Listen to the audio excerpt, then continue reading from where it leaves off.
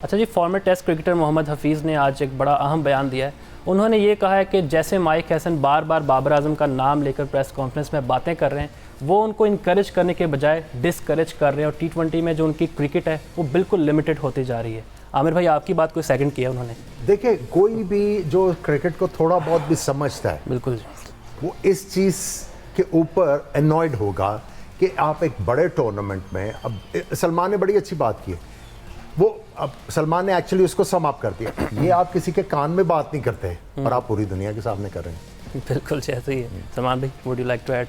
Why would I like to add? मैं तो कई दिन से ये बात कर रहा हूँ, बल्कि 1.5 साल से इस कोच के बारे में बात कर रहा हूँ और आप मुझे आज का रेफरेंस दे रहे हैं। बिल्कुल, हम तो ये पहले ही बातें कर चुके हैं और शाहिद अफरीदी ने भी एक स्टेटमेंट दी है। माइक हैसन मेंटली जो है ना स्ट्रॉन्ग नहीं है, प्रेशर हैंडलिंग में वो बिल्कुल घबरा जाते हैं, तो उनको चाहिए कि अपने आप में इम्प्रूवमेंट लाएं या फिर किसी उनका मेंटल स्ट्रेंथ के साथ कोई ताल्लुक नहीं है।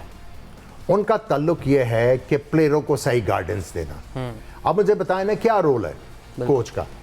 दो चीजें हैं ना, टेक्निकल एंड टेक्निकली, ये रोल्स हैं।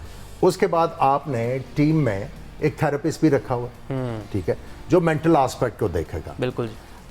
हेड कोच का काम यह है कि आपको स्ट्रैटेजी अच्छा बना के दे, टेक्निकली अगर कोई स्ट्रगल कर रहा है उसको हेल्प की जाए। मेंटल स्ट्रेंथ का इसके साथ कोई ताल्लुक नहीं है। बिल्कुल। हाँ, क्वेश्चन ये है, क्या इनमें दो चीजें हैं? Is he technically well equipped? क्या टैक्टिकली इन्होंने हमें कुछ इस तरह का दिखाया है कि हम कहें कि यार वाह वाह हसन साहब, आपकी तो बात ही अलग है।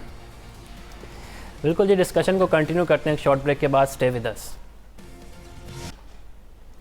ब्रेक के बाद खुशामदीद। कल श्रीलंका और इंग्लैंड के मैच में 70% बारिश मुतवक्की है, क्योंकि कैंडी का मौसम आपको पता है इस तरह का। आमिर भाई, अगर कल बारिश हो जाती और मैच नहीं होता तो आपको लगता है कि पाकिस्तान को इसका एज होगा? सारी टीमों को मिल जाएगा। हाँ, क्योंकि डिसएडवांटेज था कि पाकिस्तान और न्यूजीलैंड का मैच नहीं हुआ, फिर इन्होंने इस ग्रुप को चेज करना था। अब ये है कि अगर सबका एक एक पॉइंट हो जाएगा, फिर उसमें यह है कि कोई भी टीम जो है अगला एक मैच जीत के अपना चांस क्रिएट कर सकती है to qualify for the semifinals. बिल्कुल। जुमान भाई, वैसे आज 85% था, कल फिर भी 70% है, तो कहीं डर ये भी है कि मैच हो भी जाएगा? देखिए, डर तो नहीं है, मैच तो होना चाहिए ना, क्रिकेट होनी चाहिए। अब जस्ट बिकॉज के हमारा नहीं हुआ तो अब हम सबके लिए ये बददुआएं शुरू कर देंगे इनका भी मैच ना हो। आई गेस के पॉइंट ज़रूर एक एक सबको आ जाएगा, but then they will lose oppositions जिनको फैंसी करते हैं लोग। ठीक है ना, तो हो सकता है आपको अब एक मुश्किल टीम से मैच जीतने वाली सिचुएशन में आ जाए और एक मतलब कंपैरेटिवली लेसर टीम से आपका मैच ही ना और एक बराबर हो जाए।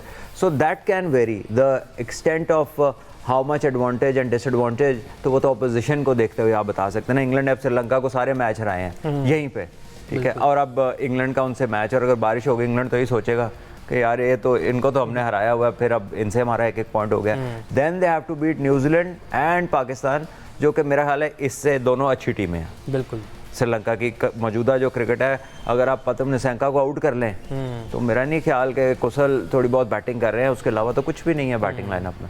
और जैसे निशंका और कुशल बैटिंग कर रहे हैं, आपको लगता है कि इनके अलावा इनके पास कोई अच्छा मिडिल ऑर्डर भी नहीं है? जैसे जिम्बाब्वे ने इनको हरा दिया था श्रीलंका को, कहीं ना कहीं प्रेशर उनके माइंड में होगा कि हम छोटी टीम से आ रहे थे। देखिए, उस मैच को आप इतनी ज़्यादा इंपॉर्टेंस नहीं देंगे, क्योंकि उस मैच में इन्होंने अपने फास्ट बॉलर जो हैं वो बिल्कुल बेंच वाले खिलाए और देखने की कोशिश की कौन सा बॉलर जो है वो इनके स्कीम ऑफ थिंग्स में फिट इन करेगा फॉर इम्पॉर्टेंट मैचेस। हाँ, बैट्समैनों ने तो एक डिसेंट स्कोर करके दे दिया था, लेकिन डिफेंड नहीं कर सके। हाँ, उसमें ये आप ये कह सकते हैं कि 15-20 रन, ये जिस तरह की बॉलिंग इन्होंने खिलाई थी और उसको सामने रख के 15-20 रन शॉट हैं। अदरवाइज ये है कि उनके आप देखें जो नए बैट्समैन आए हैं, मैं उनका नाम बोल रहा हूँ, जो आराम आराम से भी खेलते हैं, वो बड़ा सेटल होकर क्रिकेट खेल रहे हैं।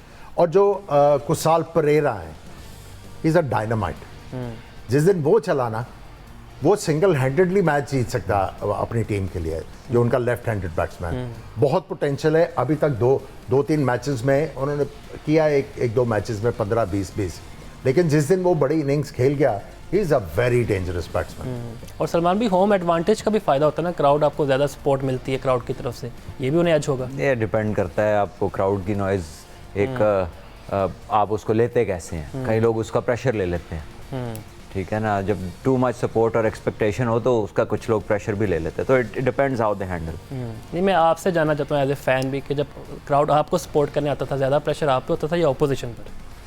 नहीं देखिए, मैं तो कह ले के मैं समझता हूँ मेरे पे ये अल्लाह की बड़ी ब्लेसिंग थी कि मुझे ना I was not concern about the crowd. मेरी प्रायोरिटी कुछ और होती थी। मुझे ये अभी तक नहीं फ़र्क पड़ता कि कौन देख रहा है, ठीक है ना, तो it's not something that I have done on purpose. ये है ही ऐसा शुरू से, आई लीस्ट केयर के क्या हो रहा है इर्द गिर्द मेरे, तो it can be a disadvantage in some situation but it has been an advantage in this situation. Aamir भाई, जब आप इंडिया में खेलते थे, क्राउड अगेंस्ट होता था, नारेबाजी भी होती थी, तब फोकस क्रिकेट पर रखना कितना मुश्किल होता था? इतना मुश्किल काम नहीं, अगर आपका फोकस है तो आपको कोई प्रॉब्लम नहीं होगी। और देखिए, ये एक तरह की मोटिवेशन है ना आपकी कि यहाँ पे मैंने करके दिखाना है। अगर आप अपने नर्व्स को कंट्रोल कर जाते हो और आप अपनी गेम के बारे में अश्योर्ड हो, तो आई थिंक आप इस तरह की सिचुएशंस को एंजॉय करते हैं रादर देन कि आप वो जो है पे विन कर जाओ प्रेशर की वजह से। और क्राउड को साइलेंस करवाने का मज़ा भी आता था। देखिए, सारी चीज़ें उसमें शामिल हो जाती हैं ना। जब आप अच्छा करने की वो मोटिवेशन लेके जाते हो और आप इंस्पायर कर रहे हो कि मैंने आज कुछ करके दिखाना है, और उसमें अगर कोई अच्छा हो तो फिर उसकी जो वो विसरल सेटिस्फैक्शन है वो और ज़्यादा बढ़ जाती है। सलमान भाई, इंग्लिश टीम की बात करते हैं, विल जैक्स और सैम करन बहुत अच्छा परफॉर्म कर रहे हैं, ख़ास तौर पर मिडल ऑर्डर में, स्ट्राइक रेट के लिहाज से भी। आपको लगता है कि ये आज ज़रूर होगा श्रीलंका पर इंग्लैंड को? देखिए, इंग्लैंड के जो प्लेयर हैं सभी के सभी एक्सप्लोसिव हैं। इंग्लैंड की टीम में कोई भी ऐसा प्लेयर नहीं है कि जो टाइम स्पेंड करे और सिर्फ टाइम स्पेंड करके चला जाए। They will not die wondering, उन्होंने आना है, उनका एक तरीका है खेलने का, और वो दे आर एग्रेसिव बैटर्स, और आई थिंक बहुत महारत भी है उन्हें अपने उस स्टाइल में। वो अगर उन्हें अच्छी पिच मिल गई तो वो ऐसी बैटिंग लाइन कुछ भी कर सकती है उस दिन पे, ठीक है ना। आई थिंक उनके लिए बड़ा ज़रूरी है कि कोई स्पिनर को थोड़ी बहुत हेल्प मिले, तो थोड़ा सा पिच में गेंद ग्रिप हो तो वो ज़रा उनकी बैटिंग को ब्रेक्स लगती हैं, वरना बैटिंग पिच पे तो वो टेस्ट मैच में भी 5 पॉइंट्स कर देते हैं एक दिन में। और आमिर भाई, जैसे हाइप क्रिएट की जा रही थी जोफ्रा आर्चर की, टंकी की, बहुत अच्छी बॉलिंग कर रहे हैं, लेकिन हमने देखा कि इस इवेंट में उस तरह बॉलिंग नहीं कर पाए इंग्लिश टीम की तरफ। देखिए, अगर आप जो कंडीशंस हैं उनको सामने रखें, जो इंडिया में बैटिंग कंडीशंस हैं, और उसके बाद आउटफील्ड भी लाइटनिंग क्विक है और बाउंड्रीज भी इतनी बड़ी नहीं है, और उसमें अगर आप उनको देखें तो उन्होंने ठीक है एक मैच में उन्होंने जो है वो रन्स दिए, लेकिन ओवरऑल उनकी सेटिस्फैक्ट्री है परफॉर्मेंस। देखिए, अगर वो कंसिस्टेंटली अपनी टीम का हिस्सा हैं तो इसका मतलब यह है कि उनकी एबिलिटी के ऊपर कप्तान और कोच सबको जो है बिलीफ है, इसीलिए वो अभी तक उनको रेस्ट नहीं करवाया गया और वो कंसिस्टेंटली अपनी टीम का हिस्सा। और कंडीशन सलमान में वैसे सूट करती हैं आदिल रशीद को, अगर हम बात करें वो भी एक्सपेंसिव नज़र आ रहे हैं इंग्लैंड की तरफ से जितने भी मैचेस खेले हैं। ये कुछ मैचेस में तो उन्होंने अच्छी बॉलिंग और कुछ मैचेस में उनको थोड़ी मार भी पड़ी है। देखिए, इस फॉर्मेट के अंदर बड़ा रेयर होगा कि कोई थ्रू आउट ही बड़ी उम्दा किस्म की performance they they, because pitches भी बदल रही हैं, बैटर्स किसी बल्लेबाज का भी अच्छा दिन होता है। अब जैम्पा को भी आप देख लीजिए, या वो 15-16 रन दे के 3-4 आउट करते हैं, या फिर उन्हें 40 हो जाता है, ठीक है। तो ये अप एंड डाउन होता है, लेकिन ये वो स्पिनर्स हैं दोनों जिनके खिलाफ आपको अच्छा खेल के स्कोर करना पड़ता है। ये फुल टॉस और हाफ ट्रैकर्स नहीं उस वॉल्यूम के साथ करते जो हमें लेसर बॉलर्स में नज़र आते हैं। They are good bowlers, you have to play good shots, good cricket against them. वो ये नहीं है कि आपसे पुल पे छक्के खाएगा, ठीक है, या आपसे मिड विकेट के ऊपर आप मारेंगे उसको टांग रख के उसकी फुल टॉसों को। वो आपको अच्छी क्रिकेट खेलनी पड़ेगी अगेंस्ट दैम। आमिर भाई, हम अपनी बैटिंग लाइन की बात करें तो साहिबजादा फरहान का नाम सबसे पहले आता है कि जिस तरह वो परफॉर्मेंस दे रहे हैं। हमारे स्पिनर्स की तो तारीफ हो रही है कि वो अच्छा कर रहे हैं, लेकिन बैटिंग लाइन में कोई इस तरह का हमारे पास प्लेयर नहीं है जो हम कहें कि इम्पैक्ट डाल दे गेम। ये कंसर्निंग है आपकी नज़र में? देखिए, आप अगर इस वर्ल्ड कप की बात करें तो 3 सेंचुरियाँ स्कोर हुए हैं ना अभी, बिल्कुल, और उसके बाद अगर आप जो टॉप प्लेयर्स हैं उनको देखें तो वो टॉप नंबर के प्लेयर हैं। बाकी आप देखते हैं कि छोटी छोटी कॉन्ट्रीब्यूशंस हैं, और जो कंट्रीब्यूशन की हम बात करें वो टाइमली कॉन्ट्रीब्यूशंस। जब आप टाइमली कंट्रीब्यूट करते हो, एक प्लेयर जिसने अपने लिए रिस्पॉन्सिबिलिटी अज्यूम कर ली है कि अब मैं सेट हो गया हूँ तो मैंने गेम को डीप लेके जाना है, और उसके अराउंड अगर छोटी छोटी टाइमली कॉन्ट्रीब्यूशंस आती हैं तो आप इवेंचुअली एक बड़ा स्कोर कर जाते हो।